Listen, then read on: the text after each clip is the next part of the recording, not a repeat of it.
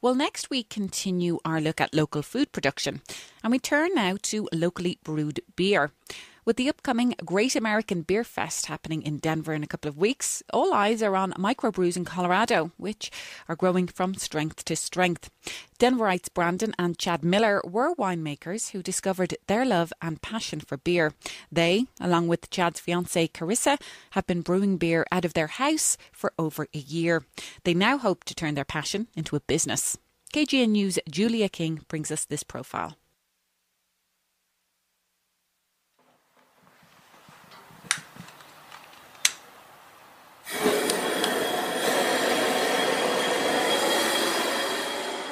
I'm brewing a red ale, and not just any red ale. I mean, this is a really deep, dark, it's a gangster red ale.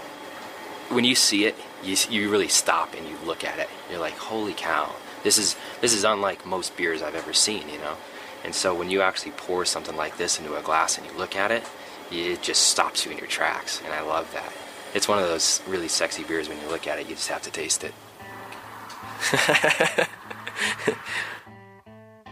My name is Brandon Miller. I am part of Black Shirt Brewing Company. My name's Chad Miller. The beer started out first and foremost as more non-formal.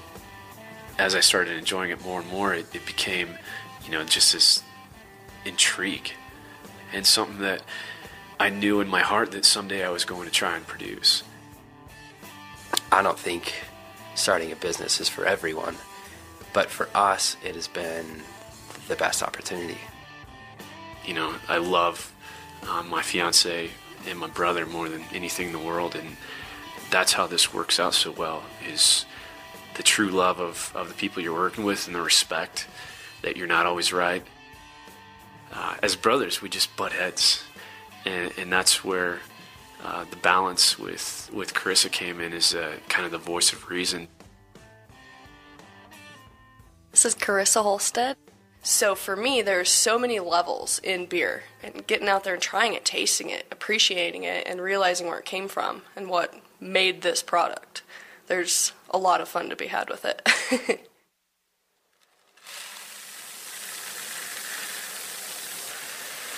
So when I actually drain this off, I'll end up with 10 gallons of beer, which is my result. That's my goal. So you can see where it's only had 2 minutes maybe of contact time with this hot water and the grain, and already you can see the wort color changing to the color that the final beer will be. It happens quick. Water's all in. Give it a good stir. Make sure that we can rock and roll. If for some reason we're a company that doesn't survive after year 5 or year 10, will I look back and just be bummed out? No, this has been not only a learning experience, but a growing experience for me in my life, for all of us. And the times that we've had already have just been crazy, stressful, then just totally elevated into true happiness and really enjoying the moment, and that I can never regret. It smells really good. It smells rich. You're getting it definitely brings to mind like a creme brulee or something with some caramelized sugar. God, all kinds of fun stuff. It's definitely dark and smells sweet. And if it wasn't 170 degrees, I'd say we'd drink some. All right. Turn the pump off.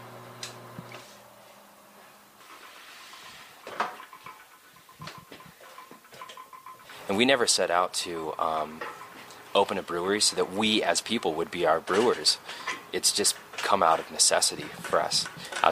We're so small scale, we're so limited budget that we really have to do everything right now.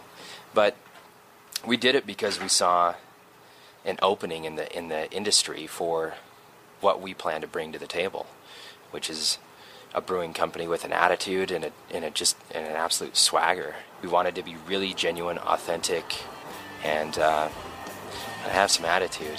So that's kind of what our brewing company stands for. It's all just coming together for, I'd like to think, for some reason. And I'm a true believer that this is coming together because this is going to be something really great. It's tough. We're struggling. We're trying to make it happen. But at the end of the day, when we look back at the company, at Black Shirt Brewing Company, I don't think we could be more proud of what we've done in the last year. I mean, we are constantly burning it. We're burning the midnight oil.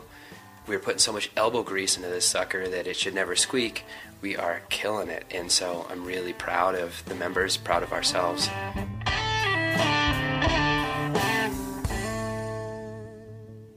And thanks to KGNU's Julia King for that report.